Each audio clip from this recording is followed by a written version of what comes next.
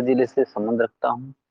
और मेरी 10वीं और 12वीं एजुकेशन जो है, शिक्षा जो है वो मेरी भादरा तहसील में हुई है। और मैंने स्नातक जो है नर्मदा देवी बिहाड़ी महाविद्यालय नोहर से की है। और स्नातकोत्तर मैंने सरदार वल्लभ भाई पटेल महाविद्यालय भादरा से की है। 2014 में मैं नेट राष्ट्रीय पात्रता परीक्षा और जेआरएफ दोनों मैंने उत्तीर्ण की है। और 2015 से मैं स्कूल व्याख्याता हिंदी के पद पर कार्यरत हूँ। जी राजेश जी सर, आपने अभी बताया कि आप स्कूल व्याख्याता के पद पर कार्य कर रहे हैं। तो स्कूल व्याख्याता अभी अपने स्कूल में किस किस प्रकार की शैक्षणिक योजनाएं कोरोना काल में चली है? बच्चे जब पूरे नहीं आ रहे थे तो उस समय कौन कौन सी कोई 2-3 योजनाएं चली हो तो बताइए आप। हाँ सर, एक तो समाइल योजना चलाई गई थी। और एक सर ये दीक्षा पोर्टल चलाया गया था सर, जिसके ऊपर अध्यापक जो है दीक्षा के ऊपर अपनी ट्रेनिंग लेता है, प्रशिक्षण लेता है। और स्माइल जो योजना है उसके माध्यम से अध्यापक बच्चों को घर बैठे ऑनलाइन शिक्षा प्रदान करते हैं सर। ये दो जी अच्छा, ये ध्यान में आ रही है स्माइल सर। स्माइल स्माइल की क्या है फुल फॉर्म? ये सर स्माइल की फुल फॉर्म सर अभी रिकॉल नहीं कर पा रहा हूँ मैं। चलो कोई बात नहीं। निष्ठा निष्ठा के भी कोई फुल फॉर्म वगैरह ऐसे है क्या, पूरा नाम? सर नाम ध्यान है, दोनों की फुल फॉर्म अभी मेरे याद नहीं आ रही। जी जी, एक कार्यक्रम अभी और चला है, स्टार कार्यक्रम। ये स्टार स्टार, कार्यक्रम। जी जी, स्टार कार्यक्रम अभी अभी चालू हुआ है राजस्थान में। इसके बारे में बताएंगे आप? नहीं सर, क्षमा चाहता हूँ, मैंने इसको अभी पढ़ा नहीं इसके बारे में। चलिए कोई बात नहीं। अच्छा, ये जो विशेष आवश्यकता वाले बच्चे हैं, इनके लिए हाँ हाँ। कोरोना काल में कोई एक कार्यक्रम चला था उनके शिक्षण के लिए अलग से? समर्थ समर्थ जी जी जी कार्यक्रम जी चला था। जी जी जी जी। और ये जो एक बच्चों के माता या पिता में से किसी का देहावसान अगर हो जाता है तो उनको किस प्रकार की छात्रवृत्ति का प्रावधान है? किस प्रकार की छात्रवृत्ति? किस नाम से दी जाती है उनको? कौन सी योजना है उसके लिए? सर मैं याद नहीं कर पा रहा। चलो कोई बात नहीं। आपने सरदार वल्लभ भाई पटेल विश्वविद्यालय से आपने स्नातकोत्तर किया म- था? महाविद्यालय सर। जी जी, महाविद्यालय। तो सरदार वल्लभ भाई पटेल के बारे में आप कुछ बताइए। सरदार वल्लभ भाई पटेल जो कि लोहे पुरुष के नाम से विख्यात हुए। सरदार वल्लभ भाई पटेल जो है, उन्होंने बारदोली सत्याग्रह भी किया था। और भारत के प्रथम जो हैं ये गृह मंत्री रहे थे।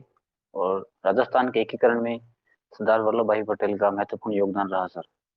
बहुत सुंदर बताया। और अभी कुछ ही दिनों पहले सरदार वल्लभ भाई पटेल के लिए कोई बहुत प्रसिद्ध कोई स्थान का निर्माण वगैरह, स्टेचू वगैरह का निर्माण हाँ किया गया, उसके बारे में कोई जानकारी है?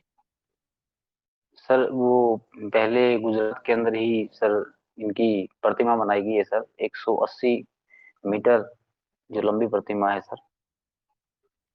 जी जी राजेश जी, और बहुत सुंदर। हम्म, हम्म, अच्छा, एक प्रश्न और बता दीजिए।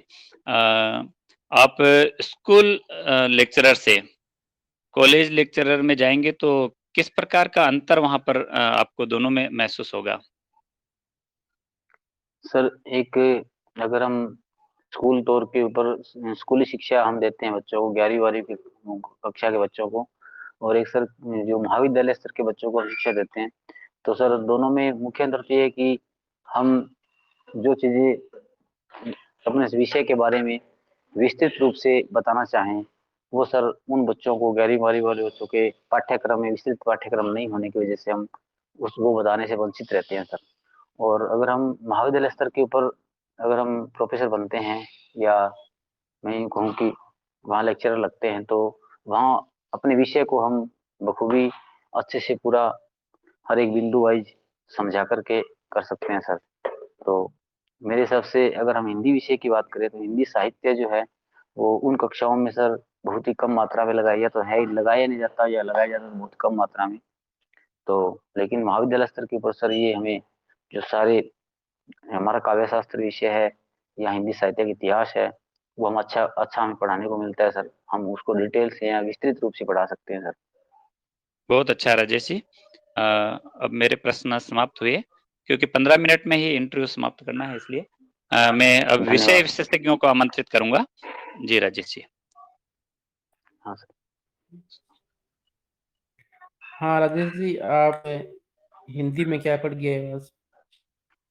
सर हिंदी में तो मुख्यतः तो मैं कहूँ कि आदिकाल में अमीर खुसरो को पढ़ा है, जी। और आधुनिक काल में दुष्यंत कुमार को पढ़ा है सर। आधुनिक काल में किसको पढ़ा है? दुष्यंत कुमार को। दुष्यंत कुमार। तो दुष्यंत कुमार की जो कोई भी आप दो गजलें जो उनकी प्रसिद्ध है वो सुनाएं। बिल्कुल सर। दुष्यंत कुमार जो है, उन्होंने साय में धूप इनका एक काव्य संग्रह आया था 1975 में। उसमें इन्होंने वर्तमान सामाजिक व्यवस्था है, शासन व्यवस्था है, उसको लेकर के अपनी गजलों के माध्यम से अपने विचार, अपने भाव व्यक्त किए हैं। जैसे इन्होंने कहा है कि कहाँ तो तय था चिरागा हर एक घर के लिए, कहाँ तो तय था चिरागा हर एक घर के लिए, कहाँ चिराग मैसर नहीं इस एक शहर के लिए। उनका कहने का भावार्थ था कि जब हमने आज़ादी प्राप्त की, तो उस समय सभी भारतीयों को कहा गया कि हम सभी भारतीय अब खुशहाली से अपना जीवन यापन कर पाएंगे, अच्छे से रह पाएंगे, हमें आज़ादी मिल चुकी है। लेकिन दुष्यंत कुमार कहते हैं कि प्रत्येक भारतीय, प्रत्येक जनता, प्रत्येक व्यक्ति तक जो है सुख सुविधाएं नहीं पहुंच पाई, और हमें आजाद हुए भी कई वर्ष हो गए। लेकिन अब कहते हैं कि प्रत्येक व्यक्ति के लिए सुख सुविधाएं जुटाने का संकल्प लिया गया था, लेकिन ये पूरे शहर यानी पूरे शहर भर के लिए उपलब्ध नहीं है। ऐसे ही उन्होंने कहा है कि जो भारतीय लोग हैं उनकी संतोषी प्रवृत्ति को लेकर इन्होंने कहा कि मैं हो कमीज तो पाँव से पेट ढक लेंगे, मैं हो कमीज तो पाँव से पेट ढक लेंगे, ये लोग कितने मुनासिब है इस सफर के लिए। कि भारतीय जो लोग हैं वो, यानी उनके पास अगर खाने के लिए ज्यादा अधिक मात्रा में उनके जीवन यापन करने का जो है उनके पास सहारा नहीं है, तो वो कम भोजन में भी अपना गुजारा कर लेंगे। ये लोग जो ऊपर बैठे हुए राजनेता हैं, जो शासन व्यवस्था को चला रहे हैं, ये लोग अच्छे से जानते हैं कि भारतीय जनता जो है, गरीब जनता जो है, इसका शोषण किस प्रकार कर सकते हैं। गजल को और भी सर इन्होंने कहा इन्होंने, था, हो गई। जी जी, ठीक है राजेश जी, ठीक है। आप ये बताएं कि गजल हाँ को हाँ। हिंदी में लोकप्रिय दुष्यंत कुमार जी ने बनाया है, तो गजल क्या है, हाँ इसका शाब्दिक अर्थ क्या है, और कोई एक दो विद्वान की आपको इस गजल की परिभाषा जो आप उचित समझते हो वो बताएं। गजल। गजल की परिभाषा, देखिए सर, इसका शाब्दिक गजल मुख्यतः, हाँ क्या गजल जो मुख्यतः है, हम कह सकते हैं कि अगर मुख्य बात कहें तो गजल में चार चरण होते हैं सर। एक, अगर छंद, हम छंद की बात करें, छंद को उर्दू में बहर कहते हैं, तो चार चरण होते हैं इनमें। जो है, प्रथम दो पंक्तियों के तुक तो आपस में मिलते हैं, तीसरी पंक्ति स्वतंत्र होती है, और चौथे का तुक भी पहली और दूसरी से मिलता है। उससे हम गजल के अंदर ही रुबाई कह देते हैं। रुबाइयां, जैसे फिराक गोरखपुरी की रुबाइयां प्रसिद्ध रही सर। है? अच्छा। बल्कि सर उसके परिभाषा के तो तौर पे गज, मैं भी नहीं बता पाऊंगा। जी जी, गजल के अलावा इन्होंने एक कंठ विस्पाई भी लिखा है, ये क्या है, इसकी विषय वस्तु क्या है, और इसके बारे में बताएं आप। एक कंठ विस्पाई। सर ये इनका गीति नाट्य है या काव्य नाट्य कह सकते हैं। एक खट विस्पई जो 1963 में प्रकाशित हुआ था, और ये युद्ध की समस्या को लेकर के इन्होंने लिखा था, और जो हमारे भगवान आराध्य शिव हैं उनकी कथा को आधार बनाया था, और वर्तमान युद्ध की समस्या को लेकर के लिखा गया था। एक इनका गीति नाट्य है सर, एक कंठ विस्पई। दुष्यंत कुमार कुमार जी का कोई अन्य नाम आपको याद आ रहा है? हाँ सर, इनका पूरा नाम तो था दुष्यंत कुमार त्यागी, और ये परदेसी उपनाम से भी लिखते थे। जी जी, बढ़िया। और हिंदी साहित्य के अंदर दुष्यंत कुमार जी के अलावा और किन्होंने गजलें लिखी है? कोई एक नाम, अन्य कोई नाम?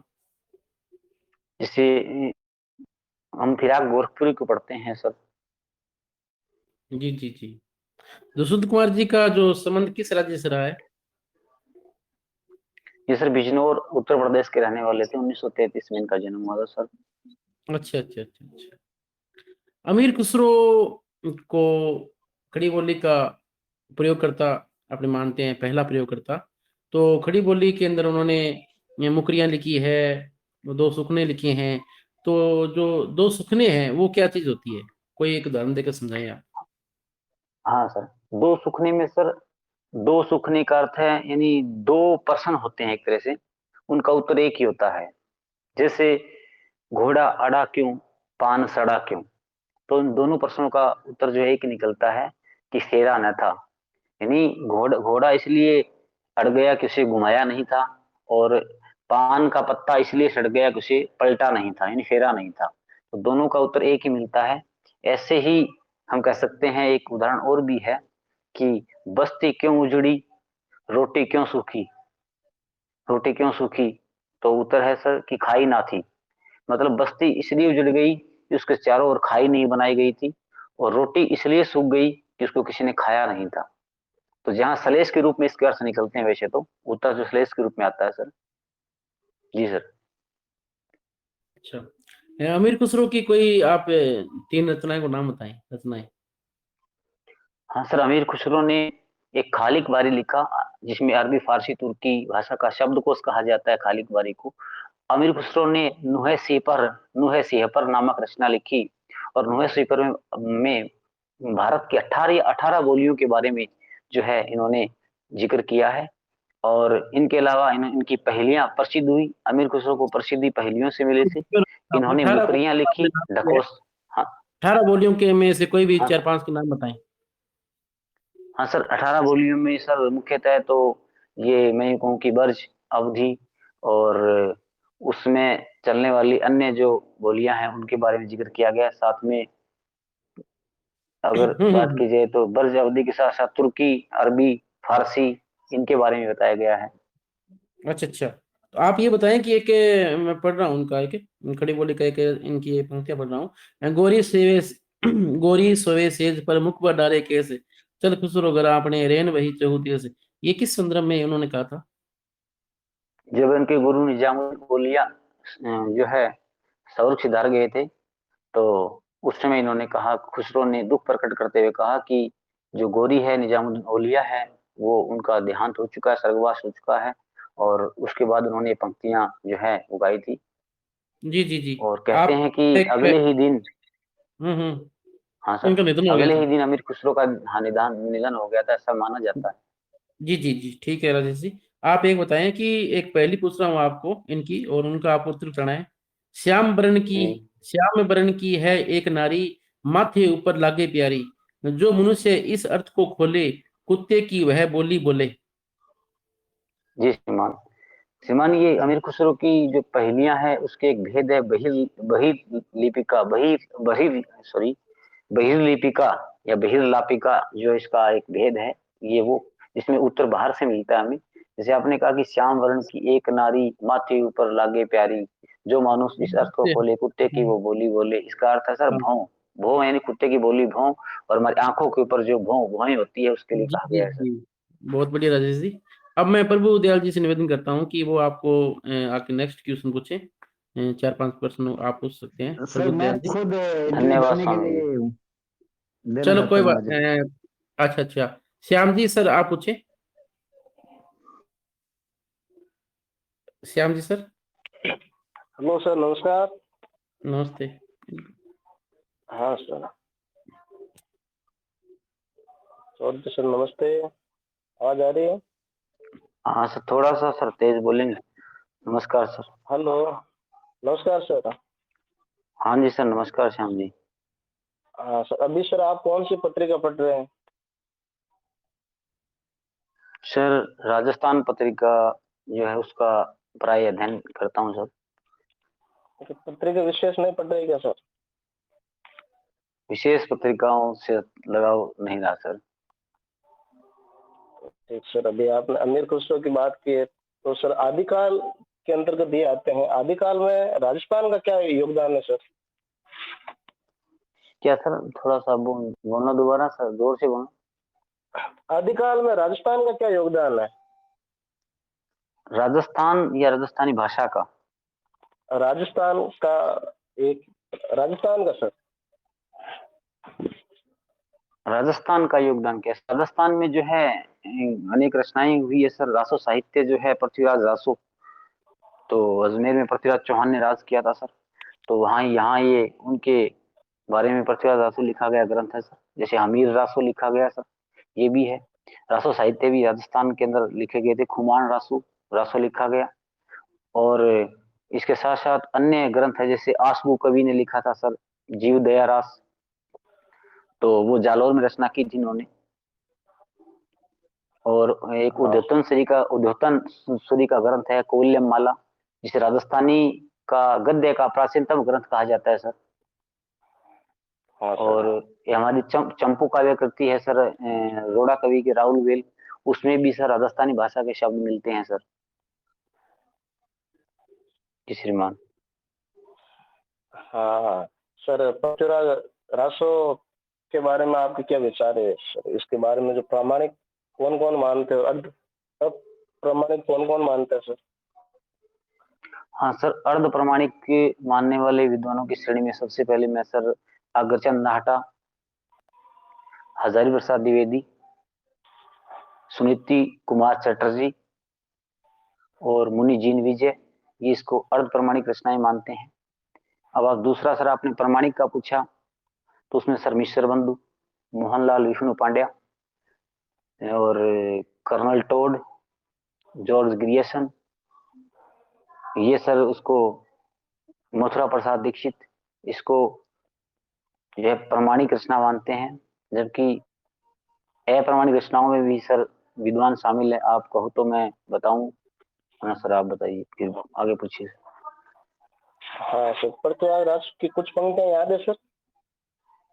सर पृथ्वीराज रासो की एक ही पंक्ति याद है सर, वो मैं बताऊंगा आपको। मनहु कला सस भान 16 सो बनिए। और सर एक वो, जब चंद बदोई अपने पुत्र जलहन को पृथ्वीराज रासो अधूरा छोड़ के चले जाते हैं, उनको सौंपते हैं, तो जलहन हत दे चली गई संग नृप काज। सर इसके बारे में जो शब्द वेदी मान के बारे में कुछ पंक्तियां कही जाती है सर, वो बताइए आप। हाँ सर, जब पृथ्वीराज चौहान को मोहम्मद गौरी के द्वारा बंदी बना लिया जाता है और वहां चंद बदोई भी रहते हैं, तो पृथ्वीराज की किंवदंती है कि कहते हैं कि आंखें फोड़ दी गई थी, तो गौरी को मारना था, तो उस समय चंद बदोई ने या बलि दद्दे या पृथ्वी भट्ट ने उन्हें समझाया एक दोहे के माध्यम से कि गौरी कहाँ पर है, कि 4 गज अंगुल अष्ट प्रमाण ता ऊपर गौरी बैठो मत चूके चौहान। हाँ सर, तो इसमें कुल कितने खंड है पृथ्वीराज रासो में? सरग, हाँ हाँ शब्द, सर हाँ। 60, सर 68 प्रकार के छंद हैं। और सर इसमें 69 जो है वो सर्ग हैं, जिन्हें समय कहा गया है। पद्मावती समय कौन सा सर्ग है सर? 20वां समय है सर। ठीक सर, धन्यवाद सर, मेरे प्रश्न पूरे हो गए। धन्यवाद श्याम जी।